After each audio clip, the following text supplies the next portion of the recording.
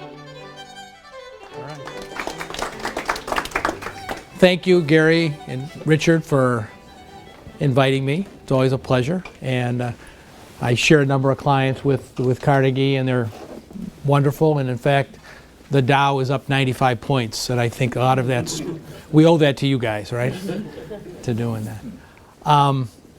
As Gary alluded, the landscape has changed a lot for estate planners, which is what I do. I'm a lawyer, but my specialty is to help families figure out how to give away what they've worked so hard to build. And sometimes one of the obstacles to doing that is taxation. And thankfully, the rules are much, much, much, much better. And we are told they are permanent.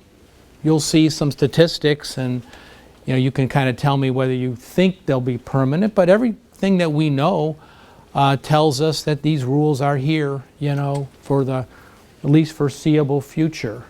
So let's see if I can work the technology. Okay. The goals haven't changed, so I just thought I would remind me anyway, why I'm in business, what my job is all about. Helping families protect your property. We think about, I'm like the Grim Reaper. Nobody wants to ever talk to me because I'm always talking about some of the what-ifs in life that tend to be kind of downers. So, what happens if you become disabled? What kind of plan should we be thinking about? Someday we're all going to die, and what happens when that when that event takes place?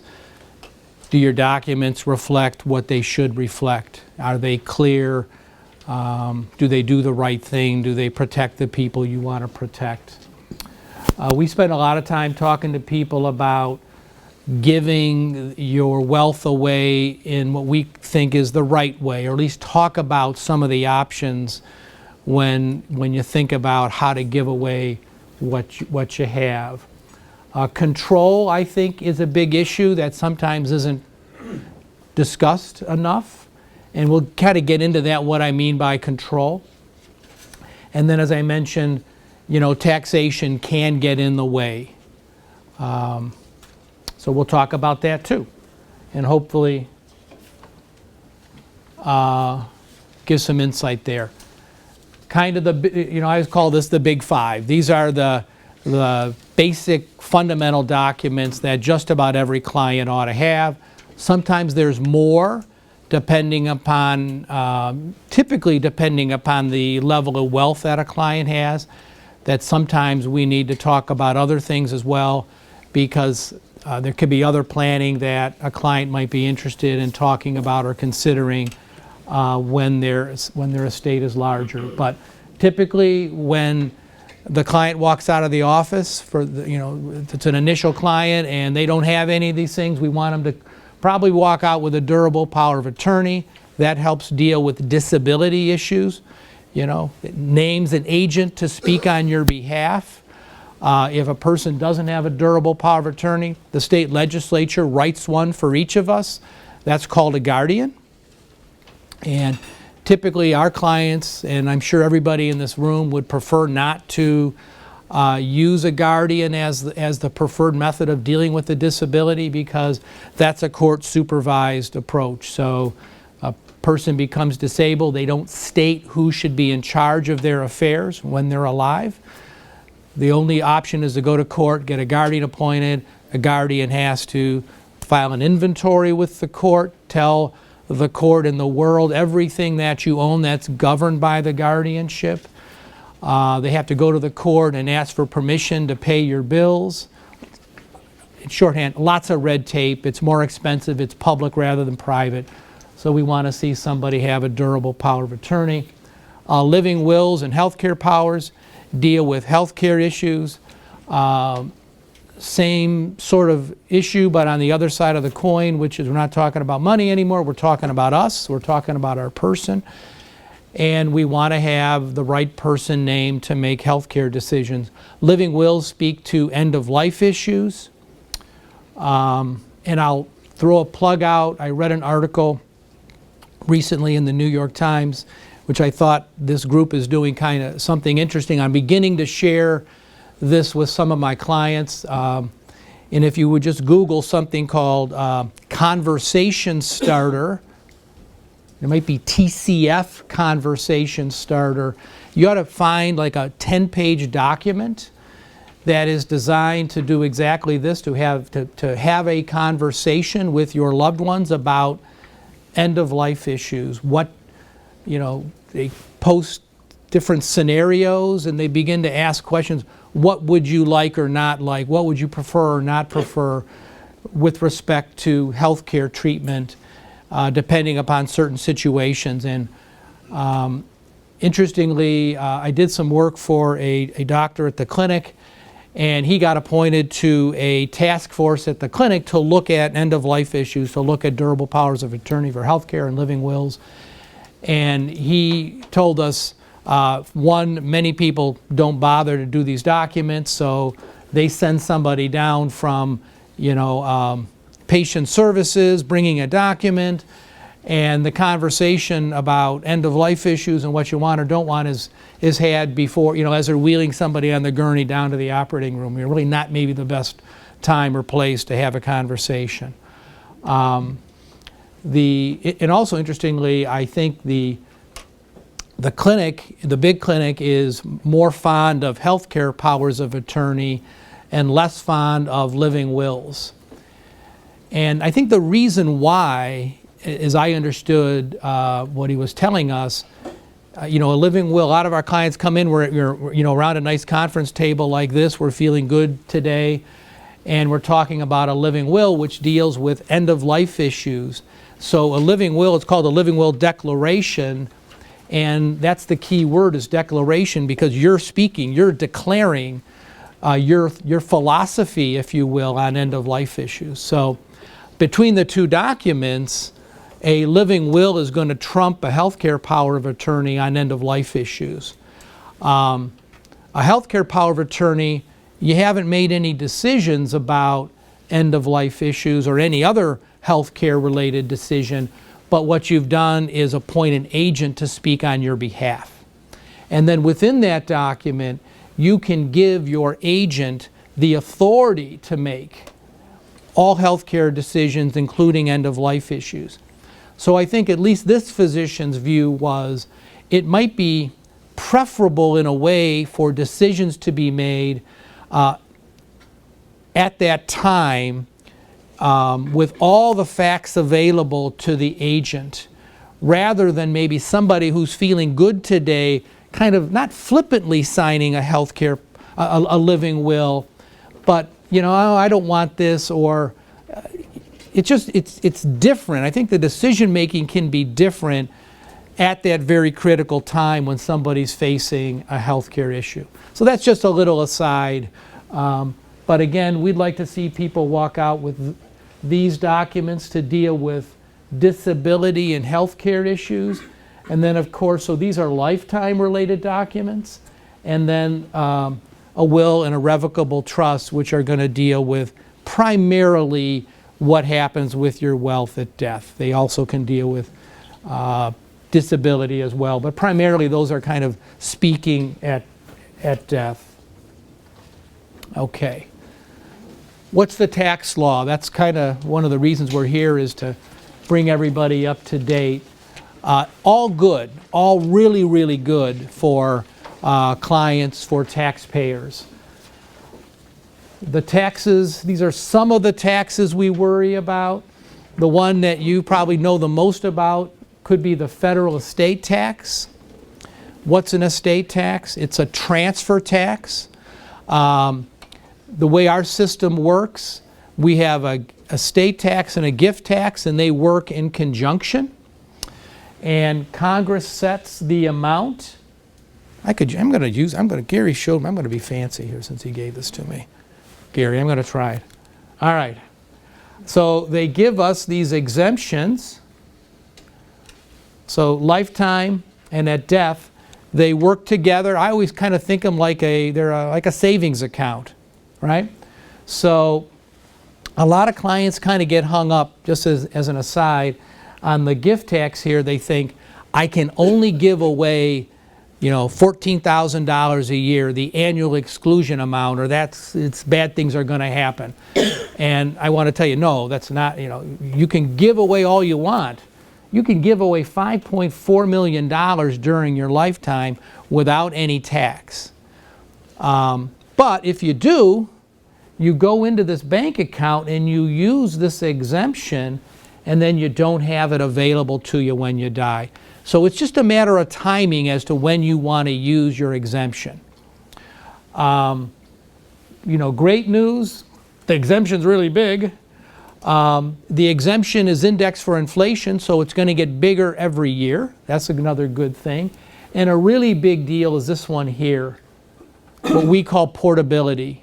The exemption is portable between spouses, meaning you will inherit, if your spouse predeceases you, your spouse will inherit, the surviving spouse will inherit the unused exemption of the deceased spouse. So if I died before my wife Maureen and I haven't used my exemption during my lifetime, and I haven't yet, she's going to inherit that, and she'll have $10.8 million of exemption. And unfortunately, or fortunately, that covers all that we have, and our kids would get whatever we have without any estate tax. And this hasn't put estate planning lawyers out of business yet, but boy, it makes life a lot simpler for clients, because for people that do no planning, they never want to go talk to a lawyer, Congress wrote a pretty good estate plan for you right there, because you inherit the exemption. That wasn't the case before, and you probably might recall discussions with your lawyer, and they would worry about, they might say, we don't know which spouse is going to die first, and your lawyer would worry about wasting exemption. So they might ask you to divide your assets between the two of you. And the reason your lawyer was worrying about that was to make sure your exemption wasn't wasted.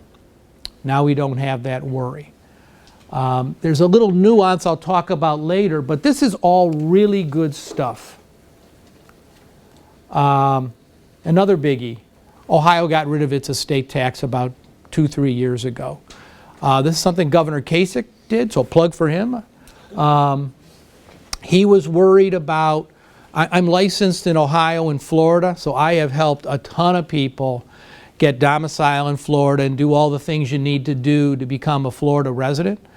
And I think this is designed to make people want to stay in Ohio more. We still have an income tax, so we're not as good as Florida on an income tax perspective. Our weather, I'll let you decide whether it's better or worse. A lot of people, so bad joke. Okay, I think this is kind of interesting, and you'll tell me if this is permanent, right? The number of estate tax returns that are filed has gone down dramatically because of these big exemptions. 2003, over 700,000 people would file an estate tax return. 2012 was 9,400. How many people died recently? It's estimated in 2015 that 5,400 estates will pay estate tax out of 2.6 million deaths. You do the math, 0.002 of 1% is paying an estate tax. So, 99.8% of Americans will not pay an estate tax. So interestingly, so this is just a repeat. Married couples, less than $10.8 million, you shouldn't pay an estate tax. There's people with more, but not many, just a few. So that's changed my world a lot in terms of the kind of advice we give to people, or the kinds of things that we worry about for our clients. The permanency part, I scratch my head, because here we are in the middle of a very, very, very incredibly long presidential campaign we're going to be, we're going to go through. So tonight we're going to have another debate, right? That should be entertaining. Mr. Trump will do some interesting things, I'm sure. But one of the things they'll talk about is that we spend too much money, federal deficit, and so forth and so on. The estate tax was never a huge revenue generator, but it did two things, I think. It did raise some revenue for the government.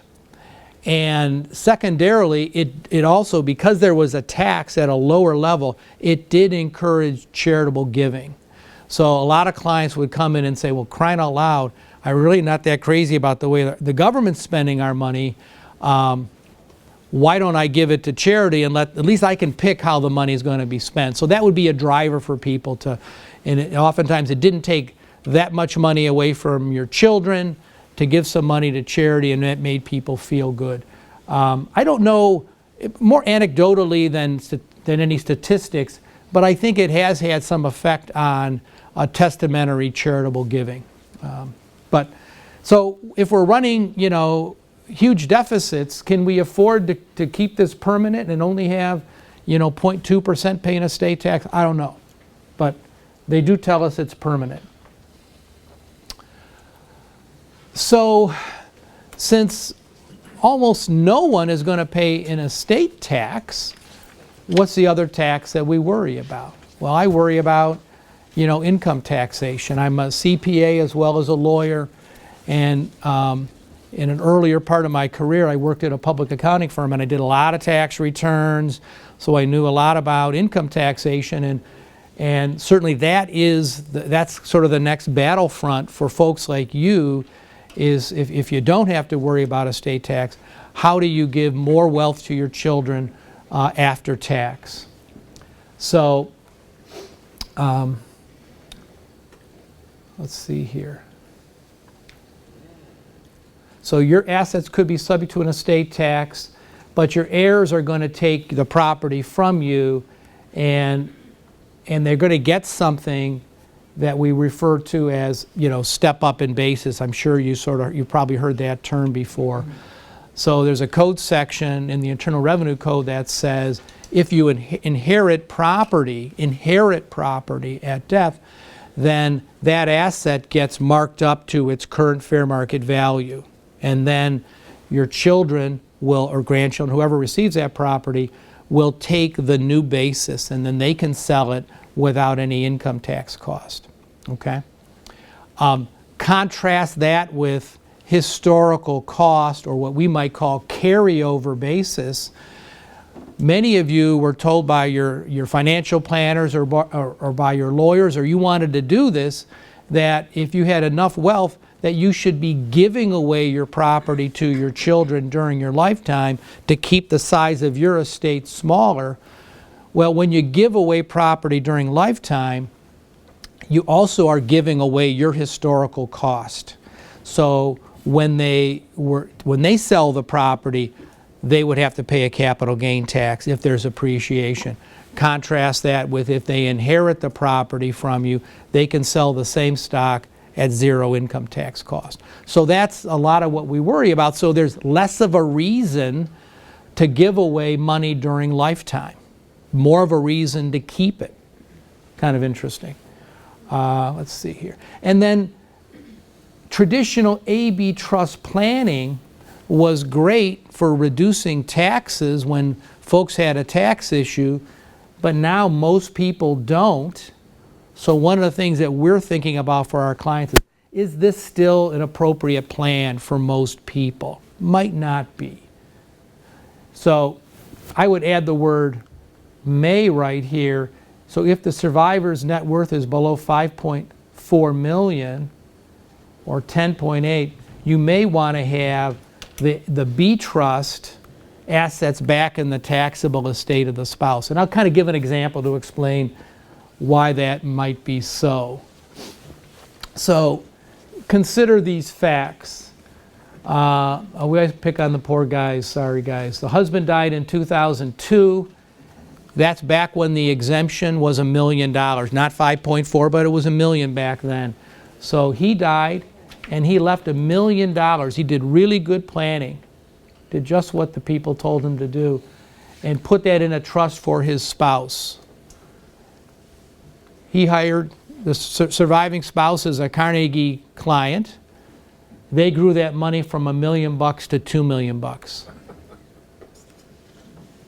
She has $1.5 million of her own money. So you put those two together, right? That's $3.5 million. A lot of money. But today she sits here with an exemption of $5.4 million.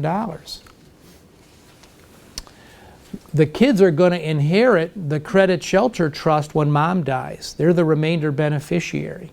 And they say, hey, we'd like to get cash at that time. So, hey, Carnegie, sell the $2 million and give us the net. The appreciation when that stock is sold, that trust could pay up to $238,000 in capital gain tax.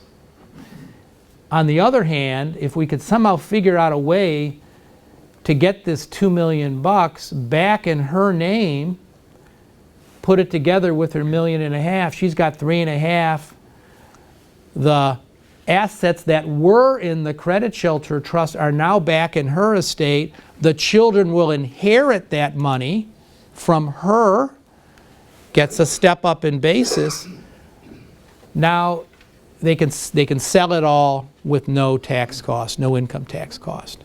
So that's the kind of stuff that we estate planning lawyers are thinking about and worrying about for people. Now this is in the past. You've got to look back and then look forward to people, in terms of their planning. So how should we plan for this going forward? It may not be too late for our poor husband who died in 2002, but we're here to talk about the future.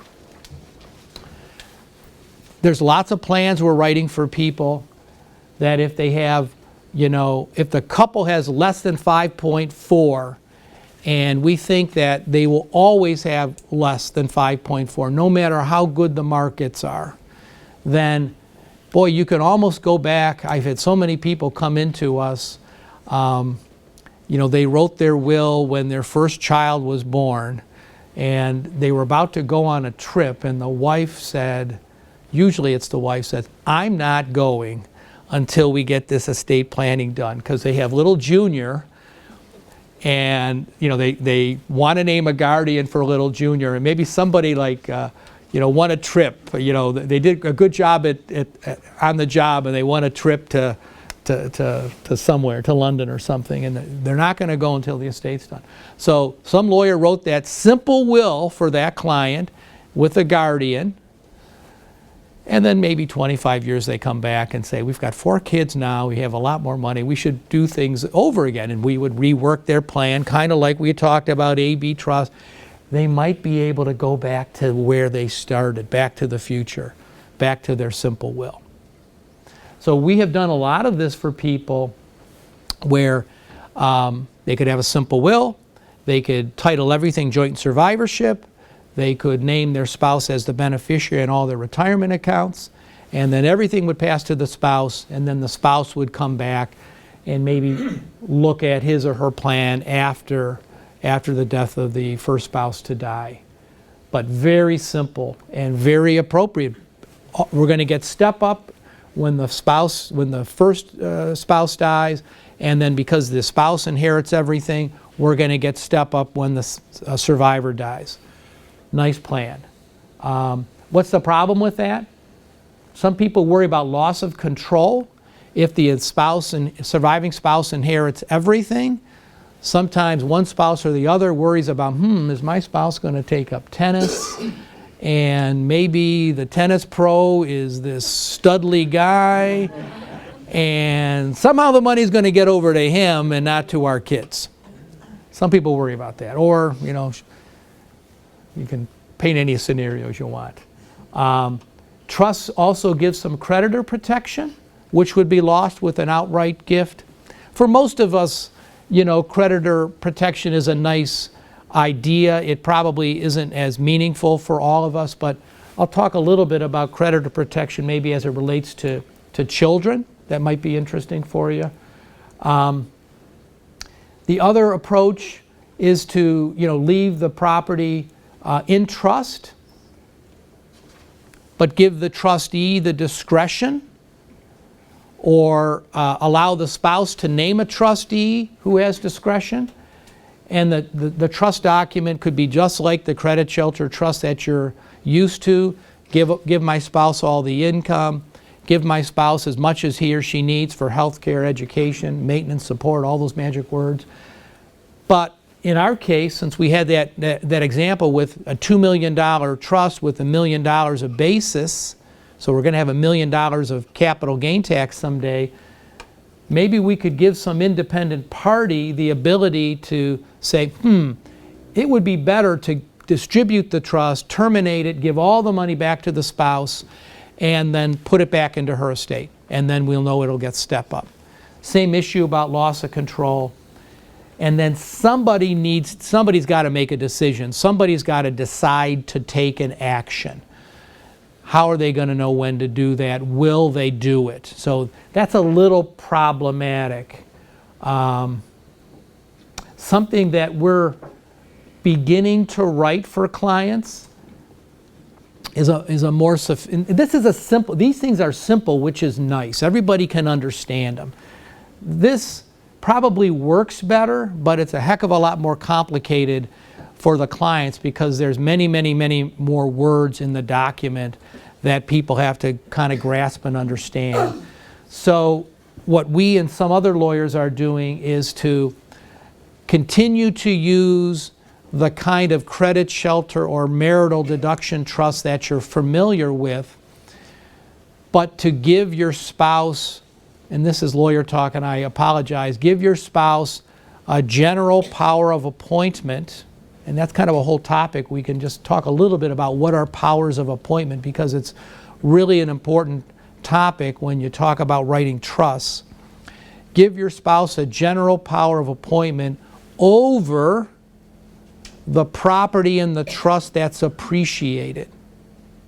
So what does that mean? A general power of appointment in the tax code causes that property to be included in the surviving spouse's estate.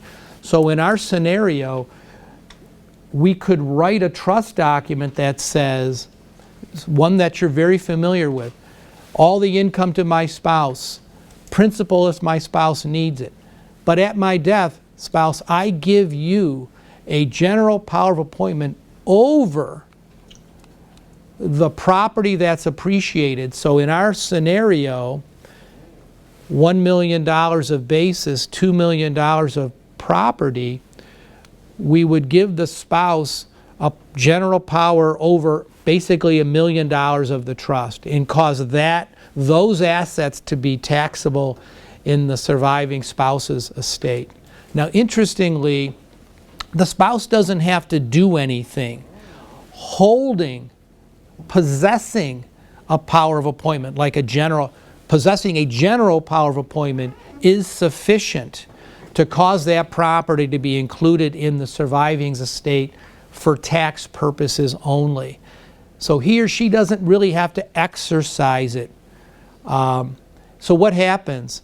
That $1 million can be then included in the surviving spouse's estate for tax purpose. It gets its step up in basis, and now it can go to the children with $3.5 million of basis. So basis equal to its value, they can sell it all tax-free. So if we do it right, we're saving over $200,000 of income taxes.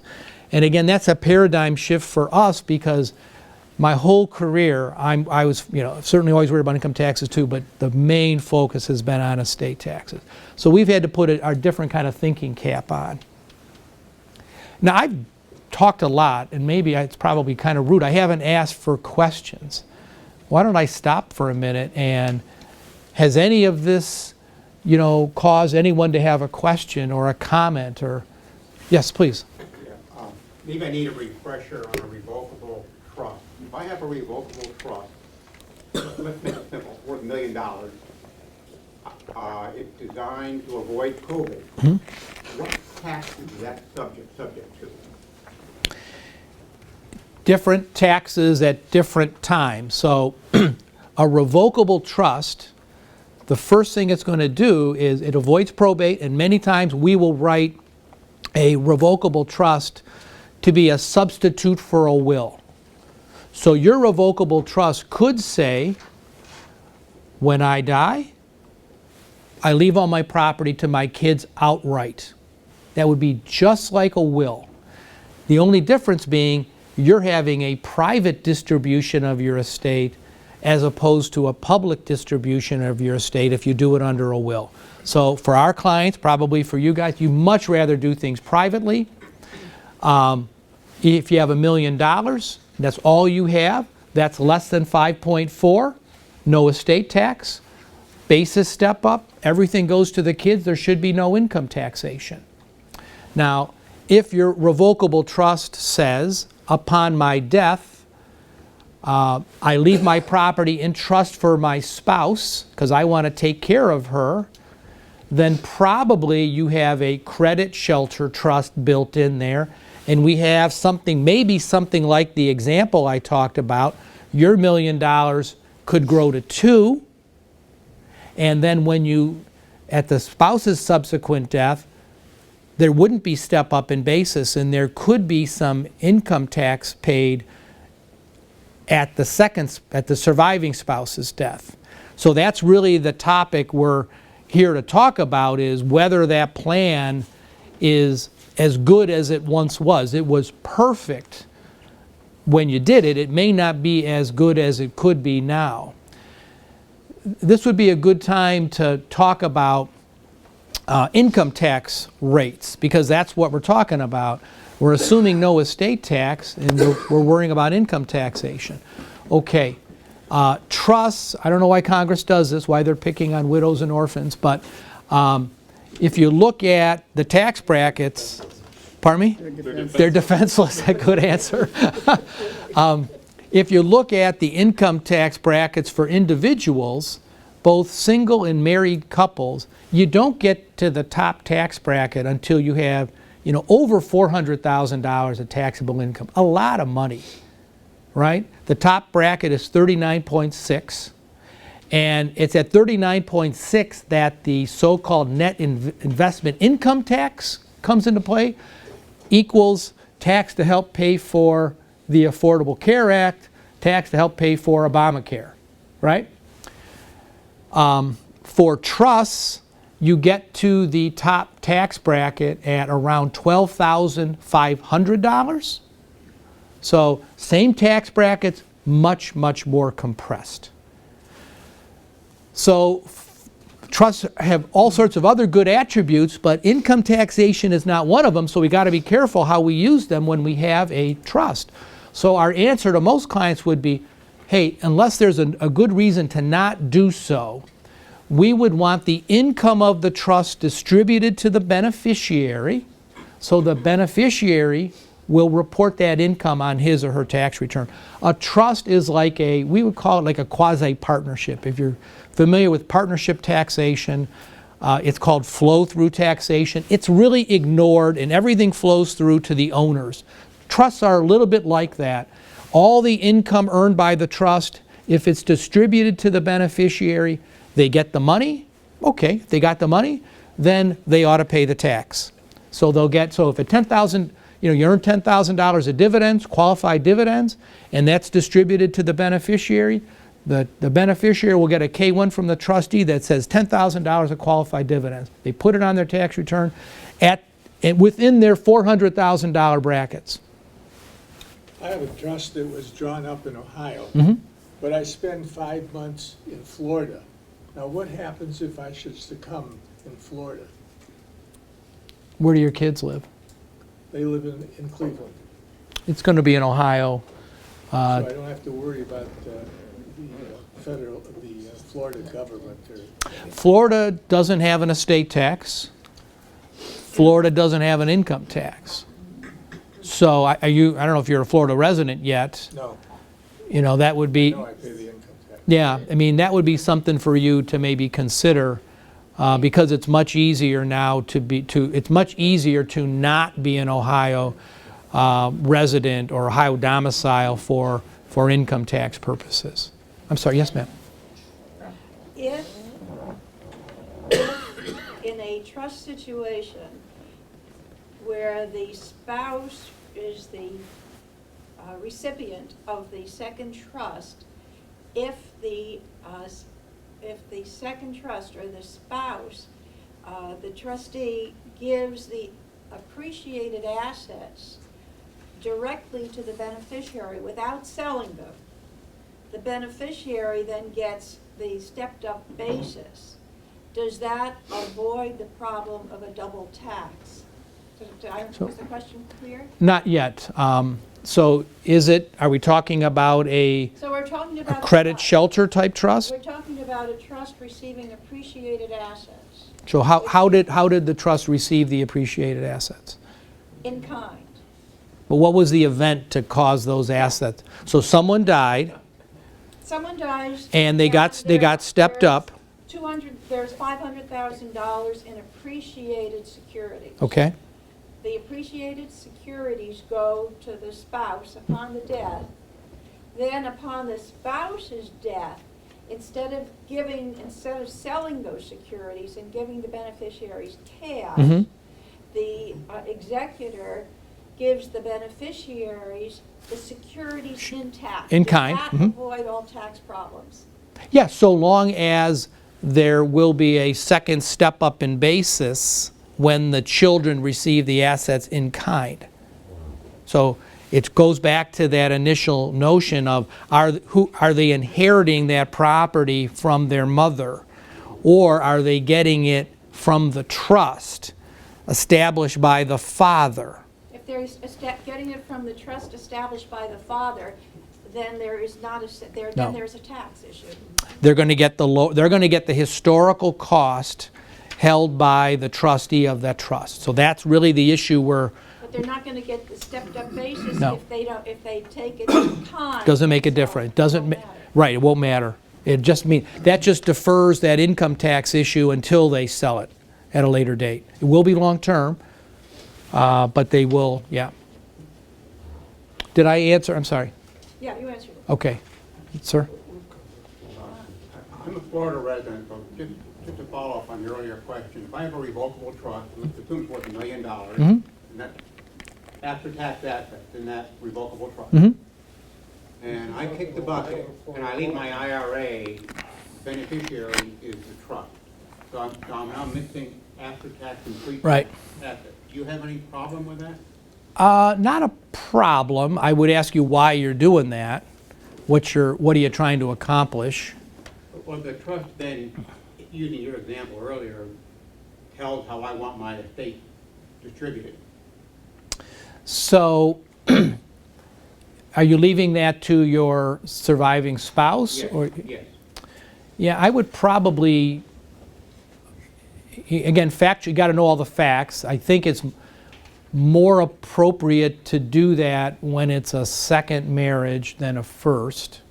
So assuming, a long-standing first marriage and less worry about this mythical goddess, or god-like tennis pro, or goddess, if it's the other way, I would think you'd rather leave the IRA directly to the surviving spouse outright and not in trust. The reason being that you have to make sure the trust, the rules that talk about required minimum distributions, they don't work well with trusts unless the trusts are drafted in a way to become so-called look-through trust, or what we would call a conduit trust. So there have to be words in the document to say the only beneficiary of my trust is my spouse.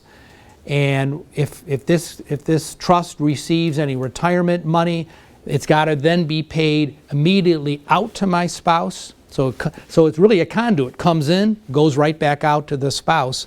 And if that's going to happen, why not just leave it to your spouse outright? Because and then the spouse is kind of favored in terms of the income tax code when it comes to IRAs. So the surviving spouse can take that, roll that IRA into his or her own, do a spousal rollover, and then they can name beneficiaries and probably get a better stretch, perhaps, than the trust allows for.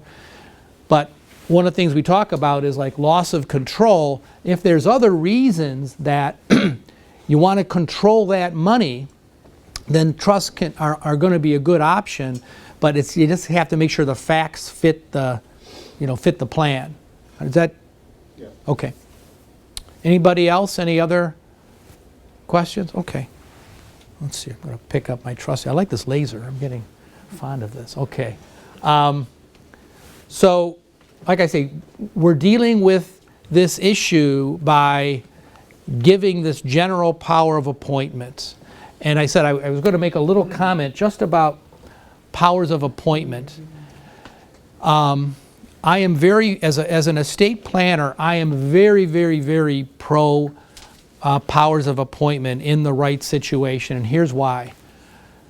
I work, and so do my colleagues at the office, we work so hard to write documents that we think are perfect in every single way. But at some point, a revocable document that we write is going to become irrevocable. It's going to be, it can not be revoked, irrevocable. And that's going to happen when somebody gets disabled or somebody dies. And we do the very best, just like all your lawyers do, trying to help you come up with a plan that's right for your family. But life happens. Situations are going to be different. Things are going to happen that we cannot foresee. So we're writing a document, trying to do the best we can, but it is not going to be perfect. And powers of appointment with a power of appointment, you can give another person a second look at your irrevocable document. So my document, I have a plan that leaves property to my wife in a trust. And I haven't gotten to actually dealing with the basis issue for me. I'm the shoemaker kid, you know. But I give her a power of appointment over, so if I'm gone and money goes into a trust for my wife, it's there to take care of her, but I give her a power of appointment to say, relative to our 3 daughters, if there's a reason to do something different, she can rewrite our estate plan as it relates to our daughter. If I don't give her a power of appointment, she won't have that second look. And same thing with trust for your kids. We're a big fan of having powers of appointment included in the trust for your children so that they will have a second look. And I'll talk about trust for children and why I think that can be at least something that people should certainly consider in their planning. It's not right for everybody, but I think for a lot of folks, I think it is. Okay. So I've alluded to this. I think you want to rethink your gift strategy. There's much less reason to give away your estate during your lifetime because you're going to give away your low basis. Much better for your kids to inherit from you. So we'll think about that. I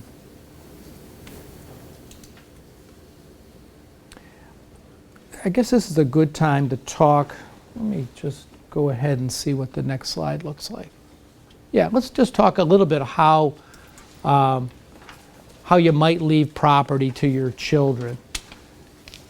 For years and years, we wrote a lot of trusts that say something like this, you know, husband writes a trust for himself, says, okay, if I die, I want to put my property in trust for my wife. Upon her death, basically all the assets come together, and let's say they've got 3 kids, and the kids are, you know, in their teenage years. So if something catastrophic happens and both mom and dad are gone while kids are young, we say, okay, that's not a good plan. State law says they get the money at age 18. That's much too soon. So why don't we write trusts that will say hold it until they're 30 or 35 and then give it to them. And as an accountant as well, I kind of think about, you know, balance sheet. My mind sometimes thinks about balance sheets. Is something on your balance sheet or off your balance sheet?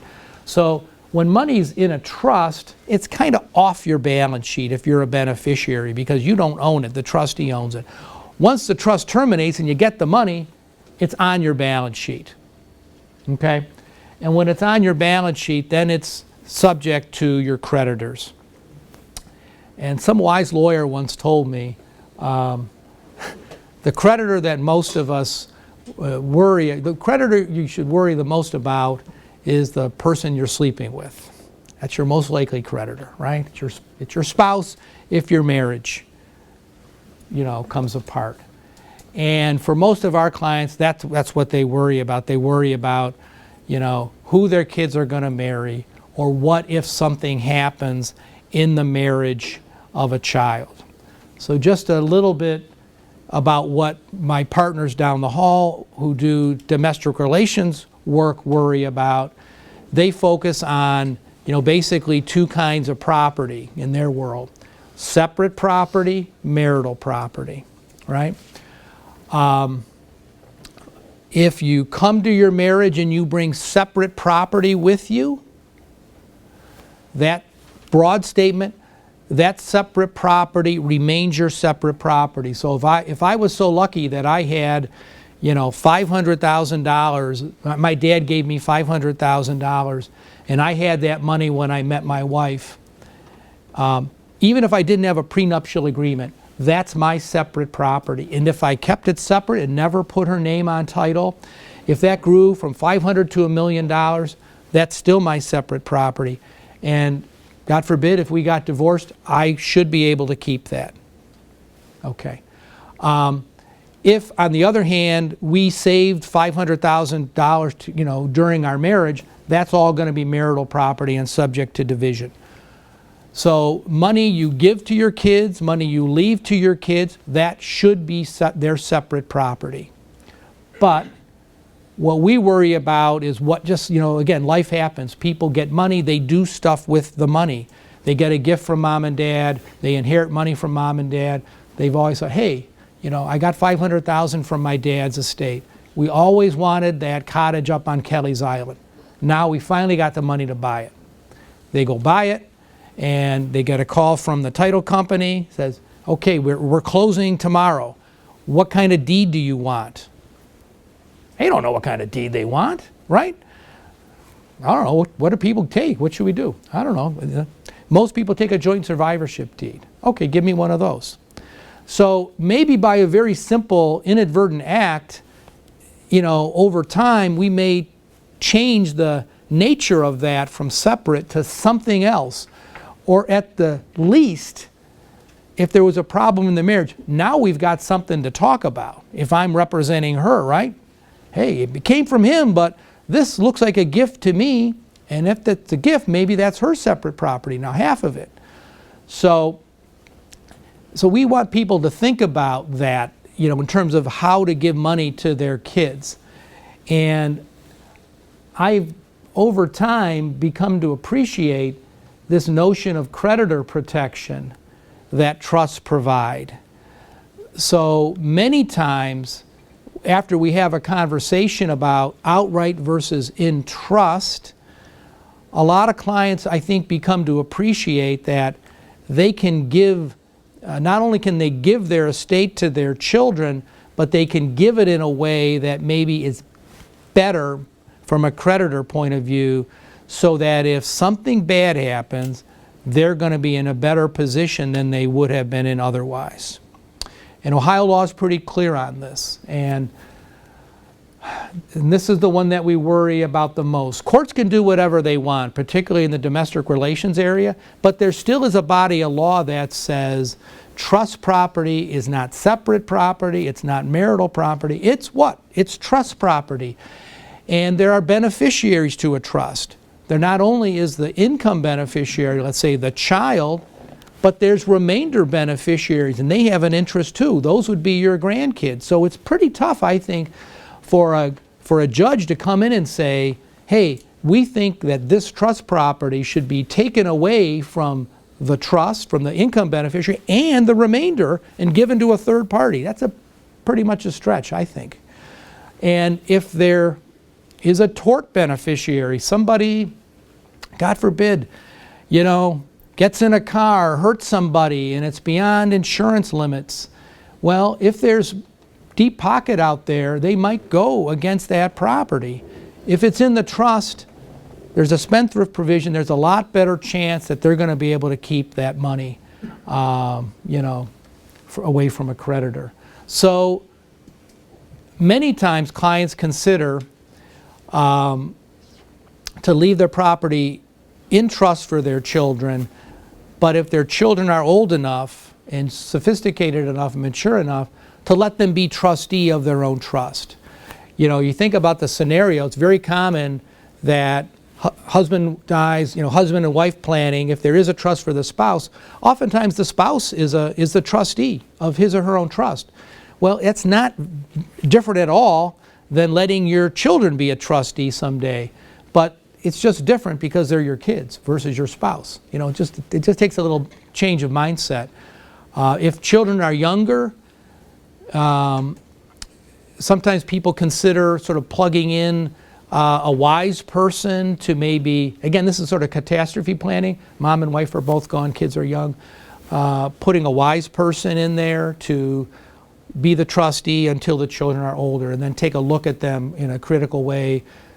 Do they have a college education? Are they responsible? You know, do they say the Pledge of Allegiance? Are they good people?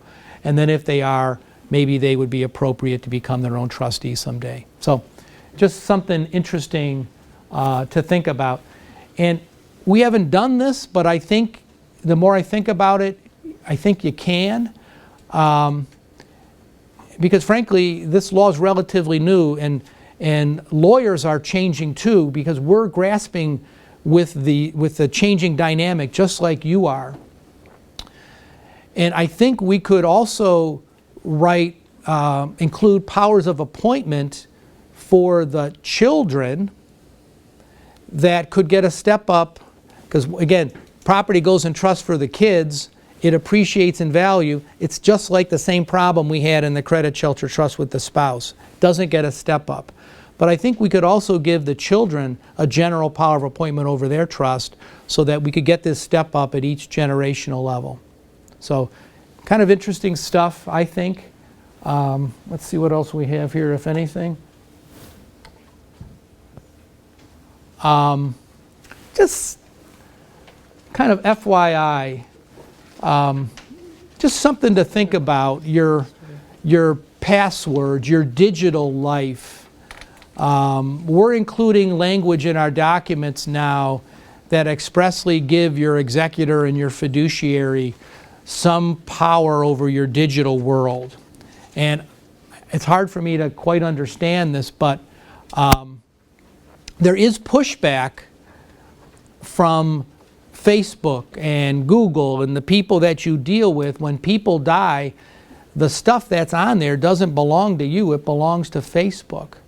And in that document, you know, when you signed up for these things, no one reads all that stuff, right? But in there someplace, you give them tremendous control over the content that you put on there. And including after, you know, if somebody dies after so many days, they have the right to delete everything. So it's just so you know, this is an issue. And just at a very practical level, you know, we had somebody in our office, this person died very unexpectedly, and he wasn't prepared for that event. And he had a lot of stuff online. And one of my partners is the executor of his estate, and he had a heck of a time getting the information that we needed to get to handle his estate, because we didn't know his passwords. They weren't, you know, no one knew, so we had to like hire somebody to kind of come in and figure it out and figure out how to get in there. So being organized in this world, if nothing else, is a good idea, so that somebody knows where your stuff is. I think that's the last slide we have. Questions and answers, yes. Are we okay on time, Gary? Yeah, Okay. Take a few questions. Okay. And, if you're available. Okay, sure. Stay for a few minutes. Sir? On this power of appointment that you were talking Yeah. about, if you want to add that to existing documents, is that just an addendum? It's an amendment. Yeah, it's just a feature, right. Or do you have to rewrite the whole thing? You wouldn't have, I mean, without seeing it, it's hard to say, but you shouldn't have to. If you're happy with everything else, then all you're deciding is to give the beneficiary this additional authority over the property. Anybody else? Yes, sir. If you have an existing AB trust from 1902. 2000, whatever it was, a while ago, Yeah. is there really any need to have those if your estate is, let's say, under $3 million? From a tax perspective, probably not. From a probate avoidance perspective, maybe. And there may be some relatively easy ways to work around the structure. And it really depends upon, how the documents are written. I was with a client of mine. I hadn't seen them in a few years. They called me up and said, hey, we're 12 years older now. He's 82 or something. We haven't talked in a while. Let's get together. So I got together with them, and they have this situation we're talking about. They have $2.5 million. They're not going to get to 5.4. When we did their planning, they each have separate documents, just very appropriate for the time. But they also invested a lot of energy in putting assets in her name, assets in his name. One thought would be, well, we can unwind the whole thing and write a joint trust and have you hold everything jointly. And as I thought about that, it seemed like a lot of work and maybe not a whole lot of benefit. And what I concluded was, I think we could do something just as simple as an amendment to their trust agreement. So his document says, when I die, if my wife survives me, he puts his money in a trust for her. We'll X that out. Now we'll put an amendment to his document that says, when I die, if my wife survives me, then give my money to her revocable trust. So it'll just go over to hers, and then it'll all be deposited in one place with the survivor, and then her document says, upon my death, if my husband isn't around, well, we know he's not because he died and he gave all his money over to her. So that should just be kind of a little bit of a paper shuffle to change account titles from his over to hers or merge accounts. And then they just happen to have one child, and it says, okay, upon my death, if my child is alive, then they give it to him. So that I thought was a pretty easy workaround, and without disrupting their life, because he's a super organized guy, and he listened to me, way back when, and did exactly what I told him to do. And I hate to say, now you have to go and change all that. So I think we can do it in a way that doesn't cause a lot of disruption in their case. Yes, sir. Now, how do you use a financial durable power of attorney? How do somebody falls and gets knocked unconscious? Yeah. And you have to access their bank account. What steps do you have to do? Well, first step is your agent, should know that he or she is your agent, because many times people will name someone and not tell them. Right, they know who the agent is. So the agent needs to know they've got this job. The agent needs to have the document or know where the document is. And then if the world is right, now if someone is, depending upon the kind of durable power of attorney, and there's kind of two kinds out there that we typically might write. The one that most people sign, the most that we generally write, is a live power of attorney. I write it, and my agent, my wife, it's an active live document. She could take it down to the bank and clean me out because she's got this document. Sometimes people aren't so trustworthy as I am, and they write what's called a springing power of attorney that says, hey agent, you only get authority if some doctor says I'm disabled. And then depending upon the kind, they might have to bring a note from the doctor that says, hey, Mr. Jones is disabled, now I've got the authority. But really, they should be able to go to the financial institution and begin to act. And then they might take it, say, okay, we need to send it to legal, let them review it. A lot of banks do that. PNC in particular does a lot of that. On that point, some banks are critical of documents that they consider too old. Now, there's nothing in the law about this, but they sometimes will look askance at documents that are maybe 10 or more years old. So if we get a chance to talk to somebody and we see that their document is a little bit, ancient, that might be the only thing that we update is their financial power and maybe their living will, if we don't need to do anything with their estate planning documents. So that's a reason to freshen that up, somewhat on a regular basis. But that person should be able to go into the institution and take care of things. That's the whole reason to have them. And yes, ma'am. I knew that I had just read about the digital estate, and it came from Carnegie. That just came on the email yesterday. And if you open it up, there is a part in there that says, for a very good compilation of policies to deal with the social media accounts of the deceased, click here. And I did, and I looked at it.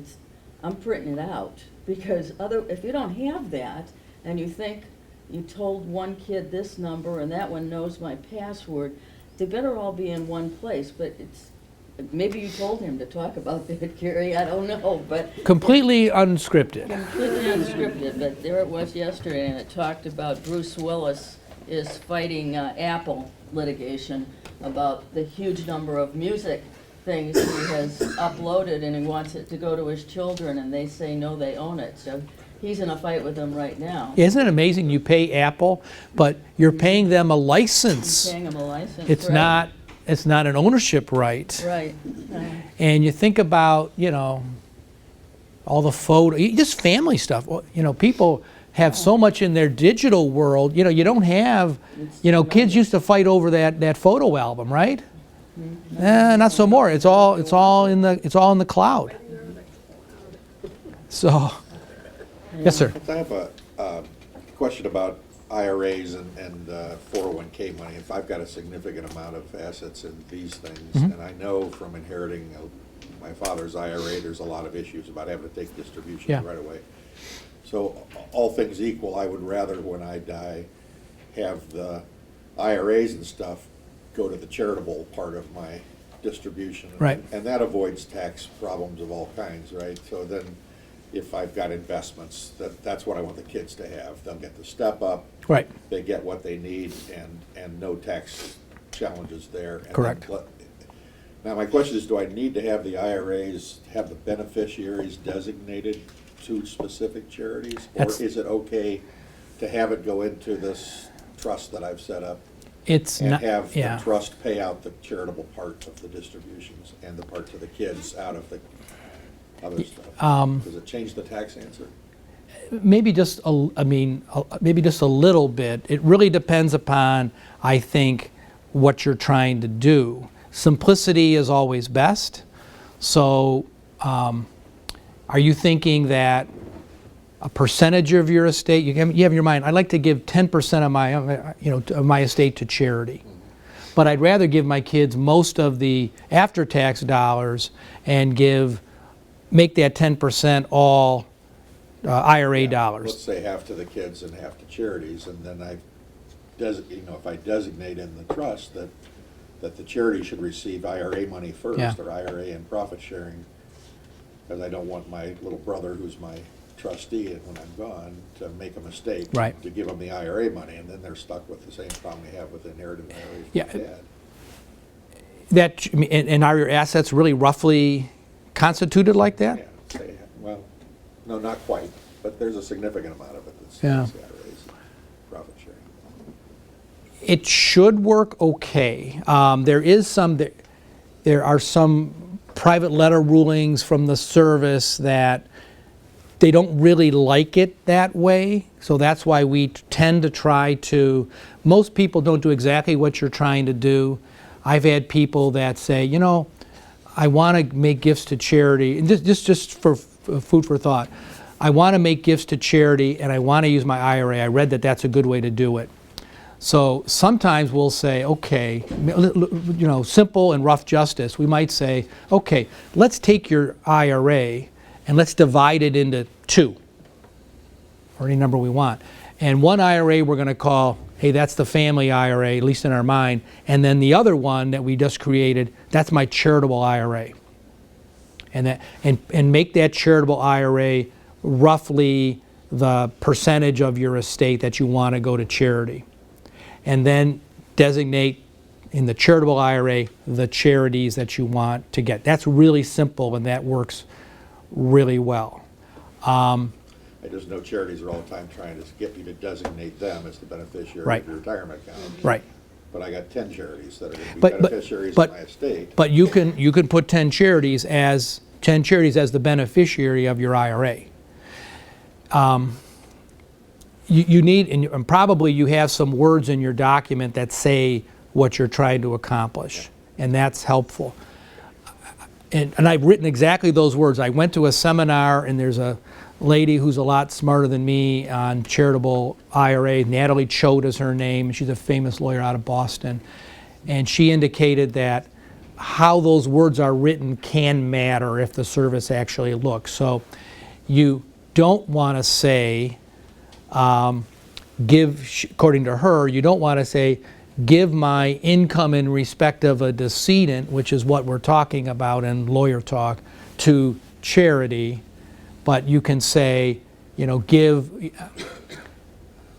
50% of my ordinary income to charity. There's a way to say it that I'm not answering your question very well, but I've done exactly what you're talking about with clients, and it should work. But that said, I like the simplistic approach of the direct gift if it can be done that way. Okay, not a great answer, but anybody else? Anybody? Any final thoughts?